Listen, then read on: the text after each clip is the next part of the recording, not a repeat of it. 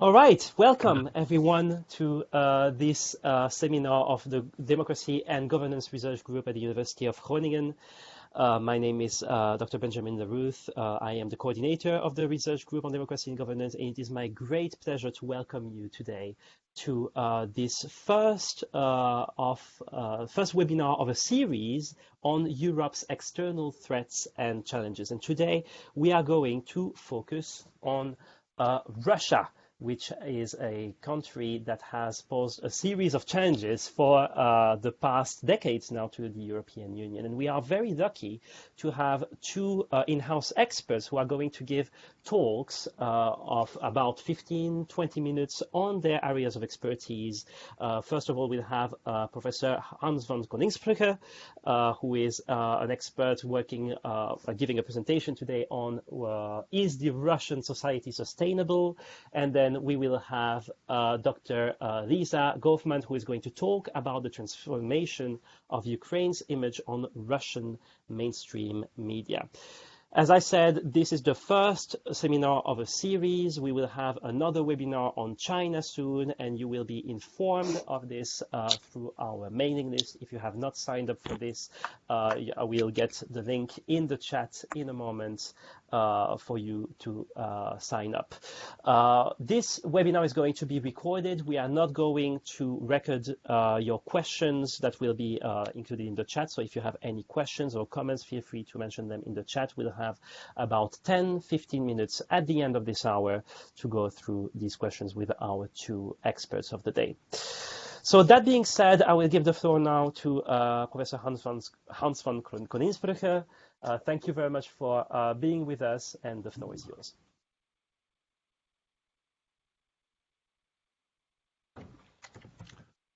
I'm trying to load this up.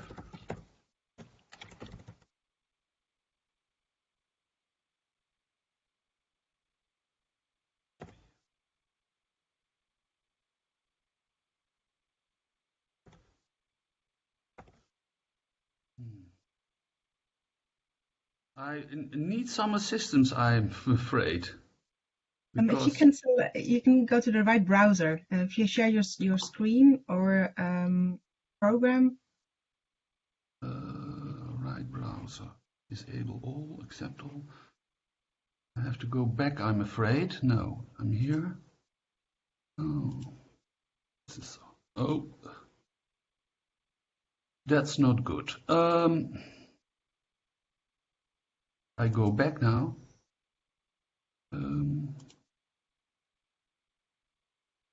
I will stop it for you, and then we'll. Yeah, what I will do is I will send the presentation to try again. Yeah, I'll try again. Okay. Oh, yeah. I share screen now.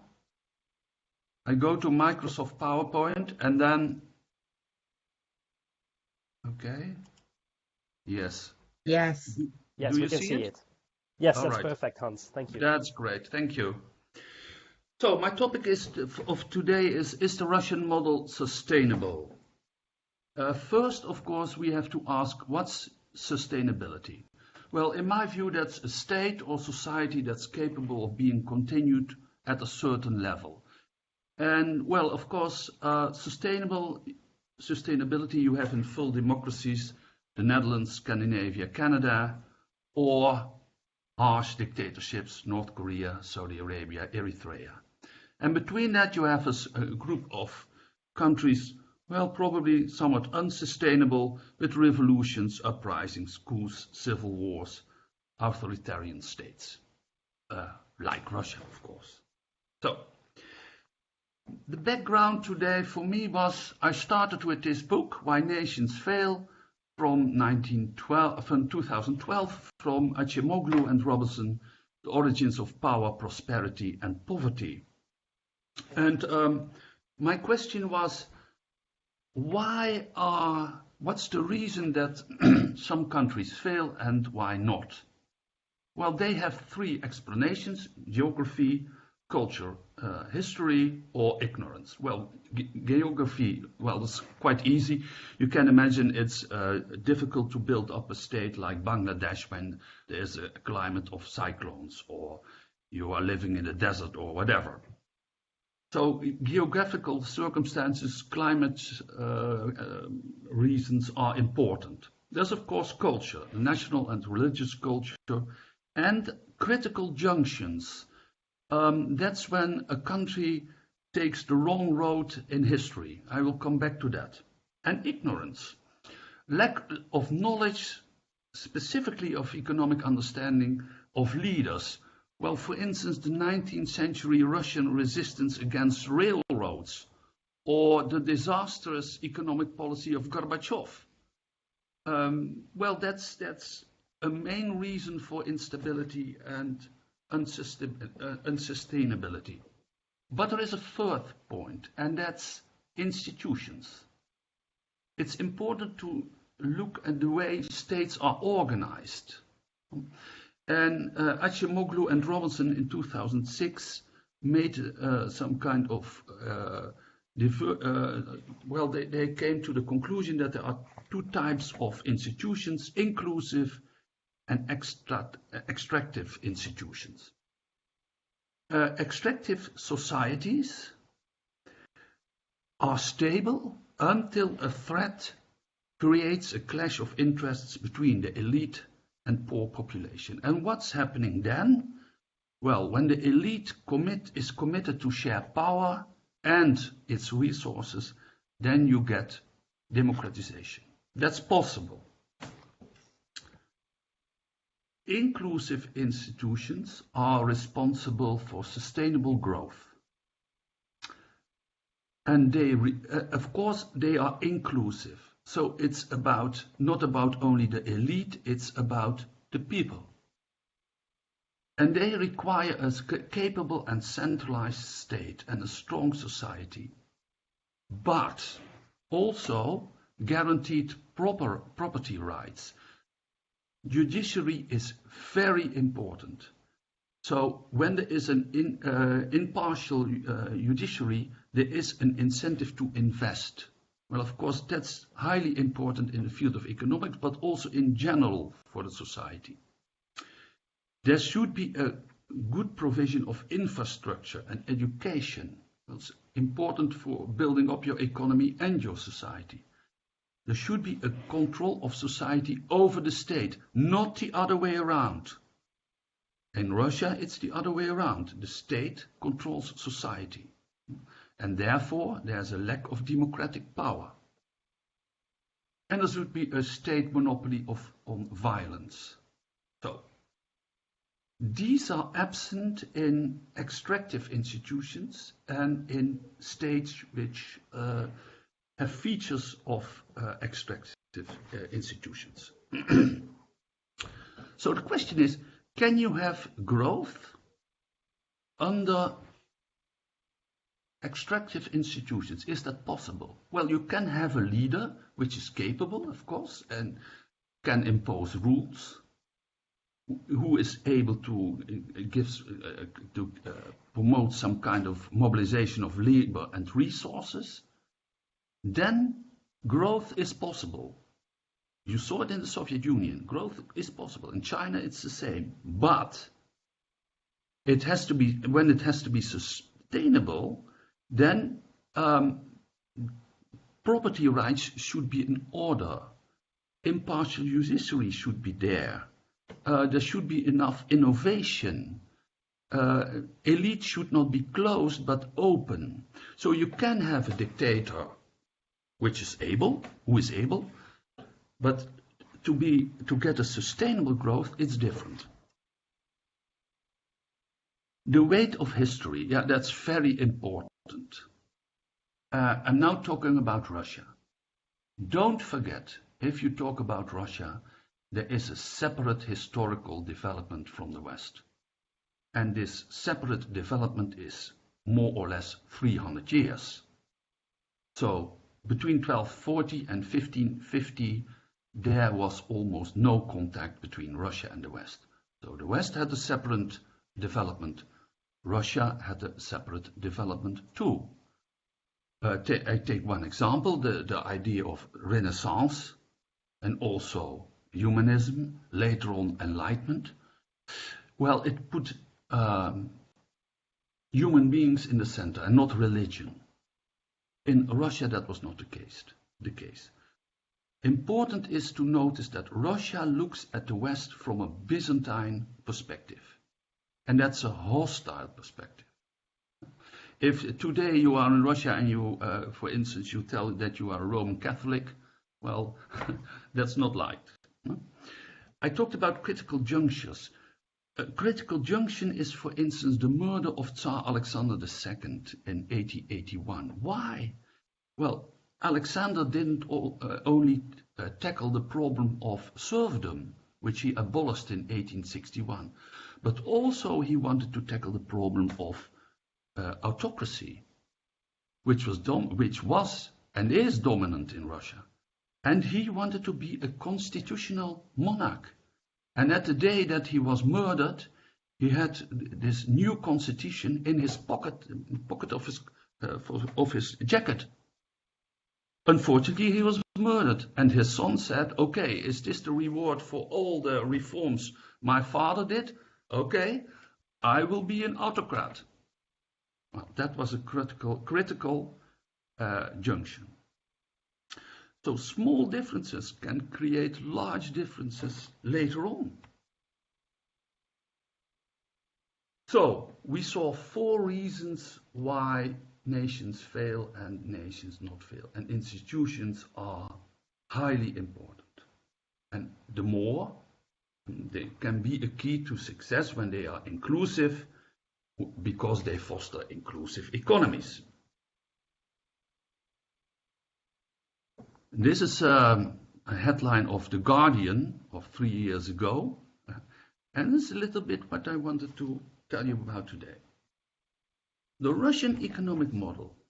Well, I don't tell you anything new. I think I tell you that it's based on oil and gas revenues, but it's more than half of the federal budget, which is a lot, almost 60% at this moment. There is almost no incentive for innovation. It's unbelievable, but it isn't there yet. Putin is putting his money on national projects, but what kind of project? Well, for instance, Sochi Olympic Games, or European football competition, or a new bridge with Crimea, etc., etc. But there is no real innovation. But it's necessary, this innovation, because Brussels is putting its money on the green revolution. And Russia has a model based on oil and gas revenues. Well, another problem is the climate change. Putin doesn't think it's a problem. In 2015 he said, temperature rise of 2 or 3 degrees, no problem. Good for Russia because residents wouldn't need to spend as much on fur coats.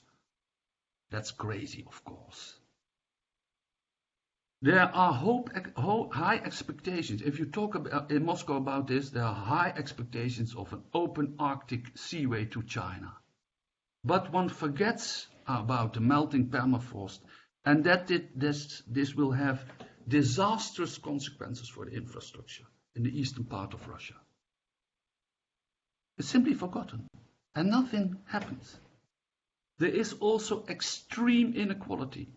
Credit Suisse in 2015, 110 Russians hold 35% of nations' household wealth. At the moment, and this is already the case for 5 years, dwindling of net spendable income. Imagine you are a Russian and you have every year less to spend. That's unbelievable. So for the average Russian, Ivan Ivanis or Irina Petrovna, they spend 50% of their income for food. Simple as that. And then there is the corruption. How does corruption work? Well, you see it here in this scheme. Leaders on the top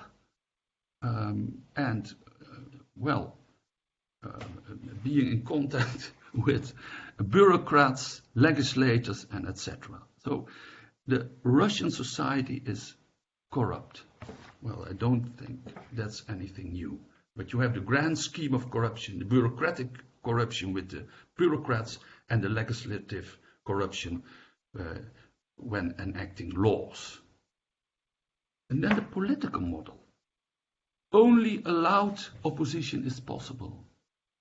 Well, there are only 4 parties in the Duma, and they are all more or less supporting the Kremlin.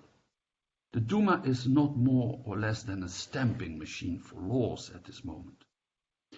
Opposition outside the system is almost impossible. It's a managed democracy, but the system suppresses opposition. At this moment, it's even forbidden to have a one-man's protest on the street. There is no independent judiciary. If you take into account that more than 99% of the verdicts given out by Russian courts are guilty, more than 99%, that's unbelievable. There is no dividing line between Kremlin and judiciary. There is an authoritarian type of government. I wouldn't say that Putin is almighty. He is more or less the referee between different factions in the Kremlin. The Siloviki, the people coming from power ministries or security services, and the Civiki, mostly lawyers or other specialists from St. Petersburg and belonging to Putin's old entourage. The big problem is that discontent cannot be voiced, has no voice. So when tension mounts, and that's the case now, repression mounts also. And there you have your vicious circle. And the result is instability. Putin's solution, well, it was the solution of Tsar Nicholas I in the years 1840, 1850. Fortress ideology. Russia is a fortress. And it's being harassed by the West. In combination with the glorifying of the past, of course, Second World War.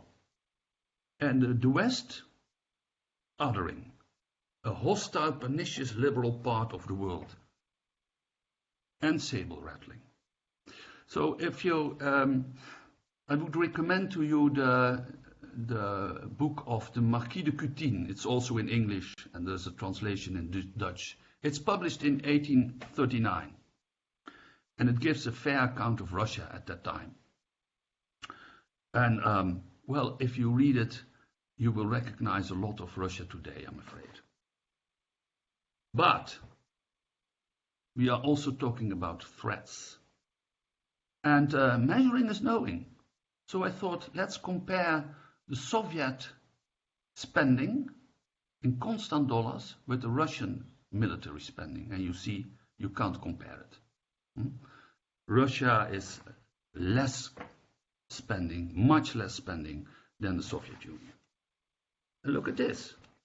This is the spending of NATO European members, so exclusive USA and Canada. And this is the Russian military spending. Well, this year, France will probably spend more on military things than Russia.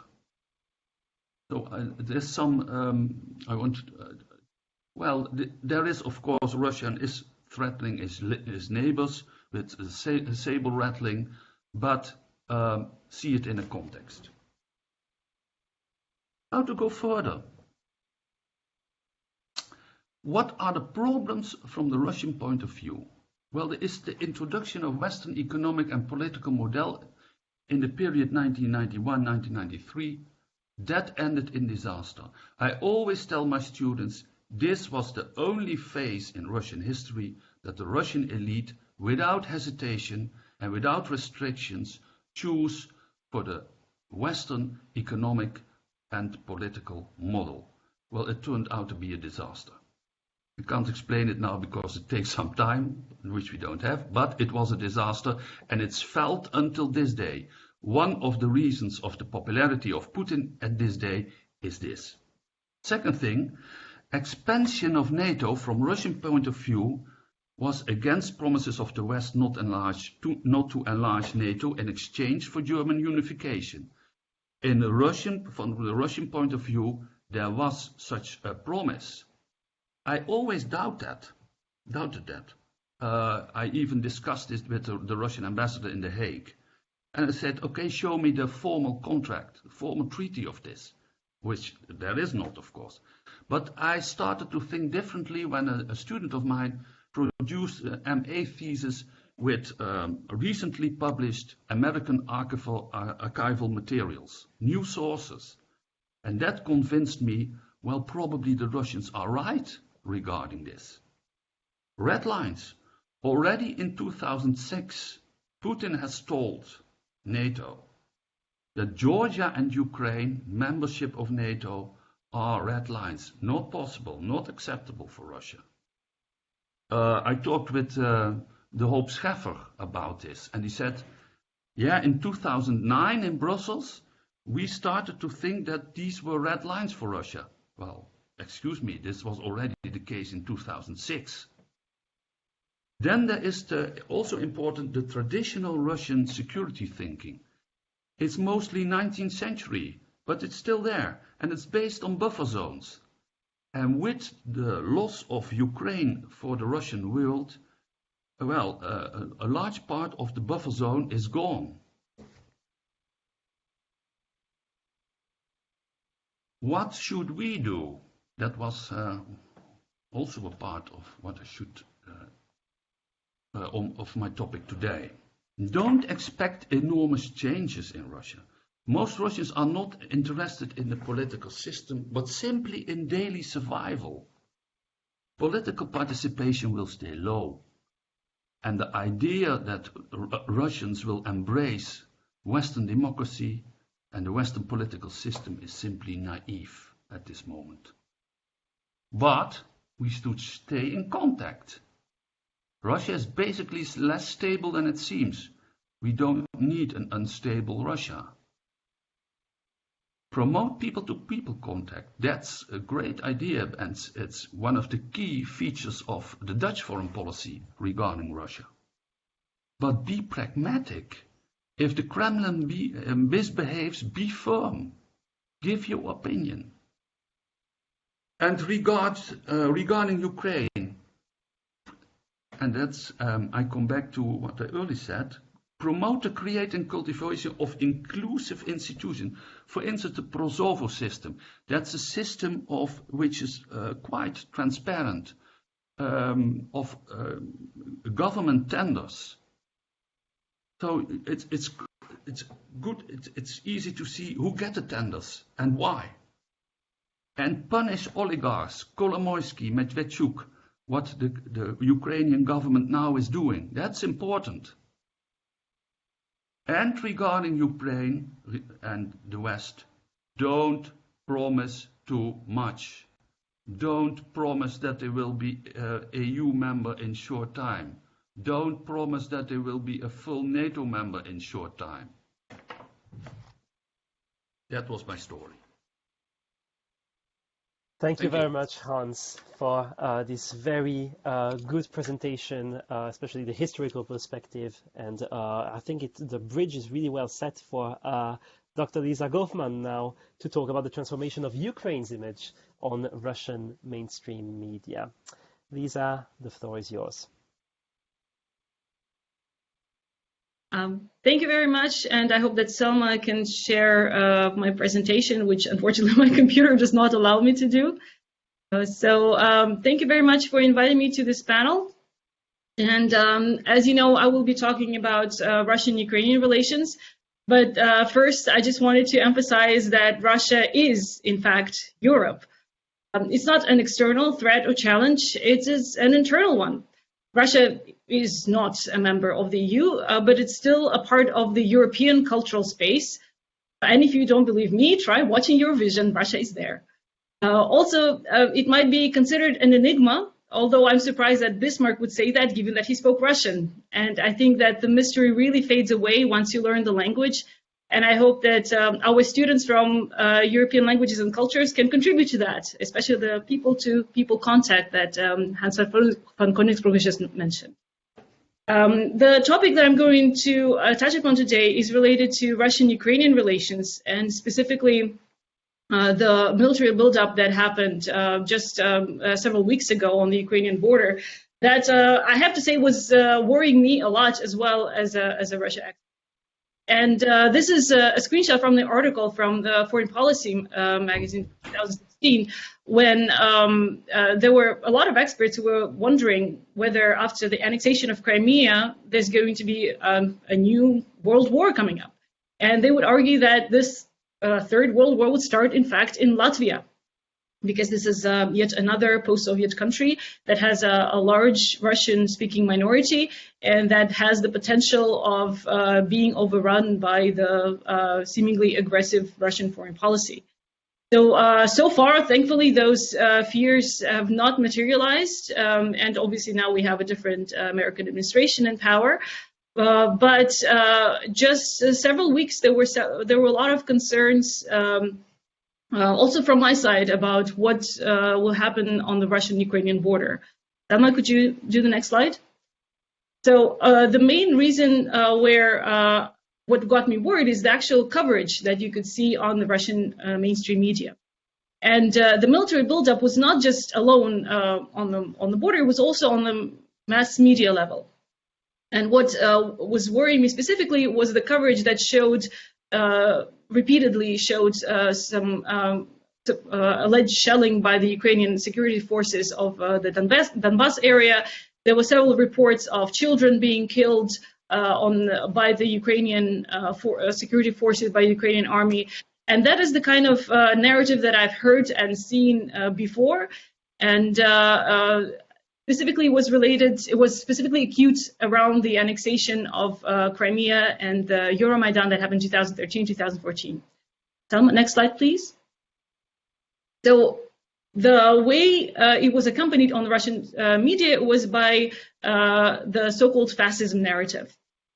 The fascism narrative, and I'm specifically talking about fascism because in Russian cultural space, the word fascism is the way you describe neo-Nazis. This is how the Russian media covered the Euromaidan and the protests that erupted after the president refused to sign the association agreement. As you see, fascism is usually gets a little bump around May. So it's a victory day. Russia celebrates the victory against fascism, and justifiably so, because a lot of Russians actually died protecting their country and a lot of other countries from Nazis. But the worrying part was that around the Euromaidan, it was, and then following around the annexation of Crimea, the fascism rhetoric was actually directed not to the celebration of the Victory Day, which occurs in May, but around the events that were unfolding in Ukraine. And this kind of fascism rhetoric actually served as a justification for A, annexation of Crimea, and B, the military activities that were happening in the southwest of Ukraine, southeast of Ukraine. And this is what actually managed to persuade the Russian audience to buy the whole idea that the Ukrainians were neo-Nazis that are trying to kill all the Russian speakers in the east, because Ukraine has a relatively clear division between west and east. The eastern part has traditionally had more Russian speakers than the western. So, Salma, next slide, please. If you take a look at what social media were actually chattering about, it was unidentifiably fascism. It was people were very concerned that Ukraine was becoming a fascist junta, a fascist country, neo-Nazi country where Russian speakers might be killed. And a lot of people actually believed that narrative and even went and volunteered in the east of Ukraine to fight for the Russian speakers. And this is just a scrape that I did of social media at the time. And those of you who speak Russian can see that there is a lot of fascism on Twitter, at least. And the fascism narrative was, in fact, related to Ukraine. And there's also a lot of swear words if you want to learn some more Russian, but I'm not going to focus on that. Selma, next slide, please. So another problem, obviously, is that Ukraine in Russian social media the Ukraine narrative was not coming out of nowhere. It was coming on the heels of the mainstream narrative that always painted Ukraine as a non-state that does not have a language or history. And again, there is a lot of misconceptions about Ukraine as a state, and one of the most common refrains that have been repeated on the Channel 1, Russian mainstream TV channel, that they say that Ukraine does not exist and never existed in the same borders. It is a kind of failed state, and that there is some kind of Western conspiracy to undermine Ukraine, so this way the West can get to Russia quicker. And the problem with this narrative, obviously, is that it denies Ukrainian agency, and it paints it as an evil state that is only a puppet of the West. And of course, it also decreases the kind of respect that people might actually have to a different culture, because obviously Ukrainian is not Russian, it's a different language. It's although obviously Russians can understand it pretty well, but it still it creates this kind of cleavage between Russians and Ukrainians that is built on the fact that Ukraine is not as non-country, that it cannot even have its own agency, it cannot want to join the NATO or the EU, it just because it does not even exist in the minds of a lot of people. Thelma, next slide, please. So obviously, when you actually go to the social media, this kind of rhetoric becomes even worse. And one of the most common refrains was describing Ukraine as a type of prostitute who is selling herself to the Atlantic Syndicate of Thieves and International Community of Perverts, some kind of slut who dragged Obama to the house of the post-Soviet countries, and even describing people who were protesting on the Maidan Square as people who lost their minds.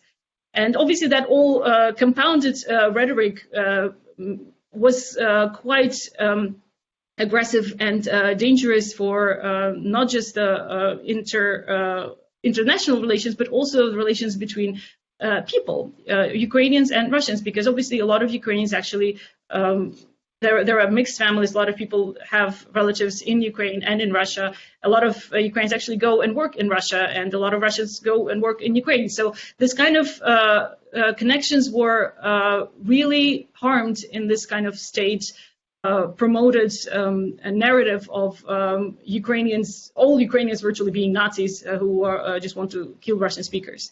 Next slide, please, Selma.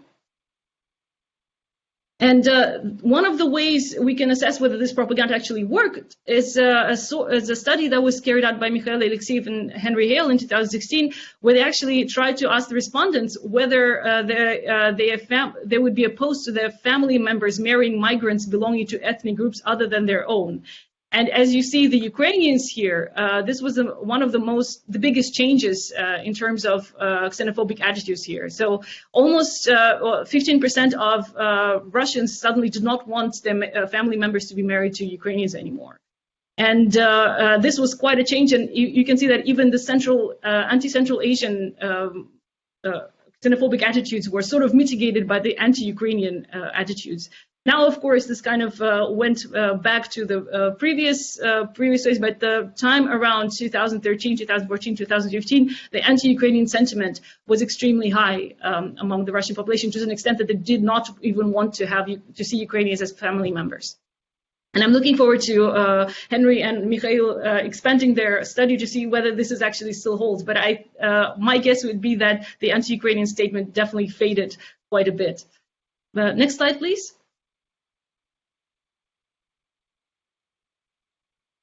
So why does that matter? The whole thing actually started because Ukraine wanted to join the European Union and wanted to sign the association agreement. And this is actually with the time where the whole idea of Europe as this really bad place started cropping up in Russia, and was specifically related to the type of values that Europeans supposedly hold. And one of those designations was so-called Giropa. This is how a lot of conservative commentators actually described European Union, and to describe the kind of deviance of the European values that that Europeans supposedly have, and this is the kind of values that they want to inflict on Ukraine as a country, and that would actually lead to the downfall of Ukraine as a country. And again, this kind of negative assessment of Europe was working to achieve the kind of positive self-identity for Russian state, because this kind of gay Europa is supposedly less smart, less independent, less strong than the masculine Russia, which Putin was really striving to project. And this kind of values and the connotations that we're trying to infuse, not just Russia with as a comparison with Europa, but also trying to project the kind of feminization of Ukraine that also happened in that discourse, because obviously Ukraine was not described as a kind of masculine, independent entity. It was described as this loose woman who is supposedly not even capable of making her own decisions. Next slide, please. And this is some evidence about how Europa actually evolved on mainstream media in Russia. Again, we can see that Europa pretty much peaked around the time that Euromaidan was in full swing in Ukraine, so 2013, end of 2013, and then it peaked again around the annexation of Crimea. So again, this kind of decision-making critical juncture that Ukraine was facing at that point in time, in both points in times, they were all imbued and connoted with the fact that Ukraine is facing a choice between Europa, a bad actor, and Russia, a good actor. And it was even better illustrated in some social media posts. Next slide, please. So this is one of the posts that I like to show my students to explain to them how it works on the social media level. So the person's back that you see here is a Ukrainian. This is a traditional headpiece that's called asilidets, if you don't know. So in this image, it's the kind of a condensed choice rhetoric that existed on social media in Russia at the time, and to a point even now. So you see on the left you have two men kissing, LGBTQ flag, a devil cross-dressed for some reason, some money and drugs, and on the right you have a nuclear family, traditional nuclear family, obviously, many kids, women and men, angels, space exploration, traditional stories and churches. So, and obviously on the very bottom on the right you have a tank. So that it's T-34, the tank that protected Europe from Nazis, obviously. And this kind of choices, this is how the whole idea was actually framed, and why it is so relevant to the discussion of Europe, because this is how the Russian the pro-Kremlin forces and the Kremlin itself tries to represent Europe to be for the general population, and this is how a lot of people actually see it, and they sometimes even believe that that's what is happening. So every time I come back from the Netherlands and I get asked like, oh, like, do you have gay marriage everywhere? It was like, well, it is everywhere, but it doesn't really concern me. So this is, it's not, nobody's trying to indoctrinate me to gay marry, if that's what you're asking. But this is something that people actually believe. They actually think that once you go to school, you're just trying to be indoctrinated into being gay. This is something people honestly ask me about, because this is the kind of force that the state's media machine has over people. But the thing is that it's not just a Russian problem. Selma, next slide, please. When we take a look at the kind of conservative movements that we have across Europe, this is in fact quite common all across Europe. On the left, you see a little poster from Manif pour Tout, which was a movement, a demonstration in France. That again says that Papa and Mama, there's nothing better for a kid. And then on the right, you see a poster from Prawo i Sprawiedliwość, which is a Polish party that's in power. And again, both of them have a very much anti-LGBTQ attitudes. And again, these are both movements and parties that are part of European Union context. But the issue here is that they are becoming natural allies in a Kremlin media battle for the hearts and minds. So just a couple of concluding thoughts. Selma, could you put the next slide, please? What I wanted to emphasize is that the spikes in fascism discourse correlated with military action. because Russia as a country and as population is severely traumatized by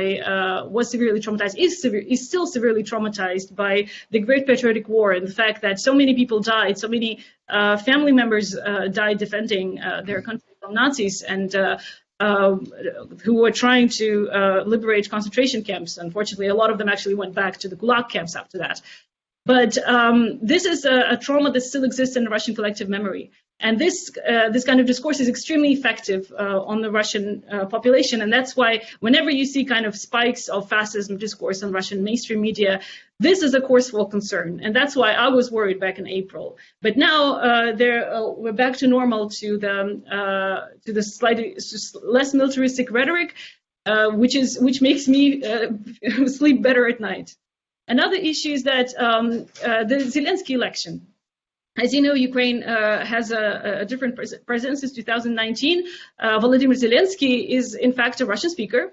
He's Jewish, and he was a TV star on Russian and Ukrainian TV.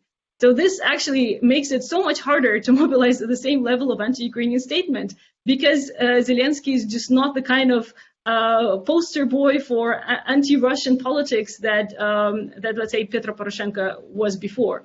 On top of it, Zelensky is a known Russian speaker, and the fact that the overwhelming majority of Ukrainians actually voted for him really put a damper on a lot of the anti-Ukrainian rhetoric that was being promoted on Russian mainstream media. And that's why even now, if you take a look at social media, yes, they're happy to make fun of Zelensky, or emphasize the fact that he was a stand-up comedian before he entered politics. But at the same time, there is no same level of hatred that used to be in 2013, 2014 against Ukrainians on social media.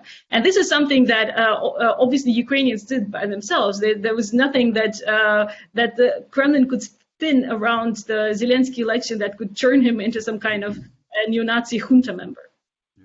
And another issue here is that a lot of the problems that we see right now in Russia, the kind of authoritarian tendencies of Russia is an authoritarian country, but authoritarian tendencies, a rejection of democratic values, anti-LGBTQ rhetoric. This is something that still exists inside of Europe as well, and those forces are in fact the natural allies of the Kremlin. And this is actually up to the EU to see what kind of points of connection and disconnection exist with Russia. Thank you. Thank you very much, Lisa, for this fascinating presentation. Indeed, I think that the role of Zelensky in changing a bit the rhetoric is absolutely fascinating indeed. So thank you to both our presenters for these great complementary presentations.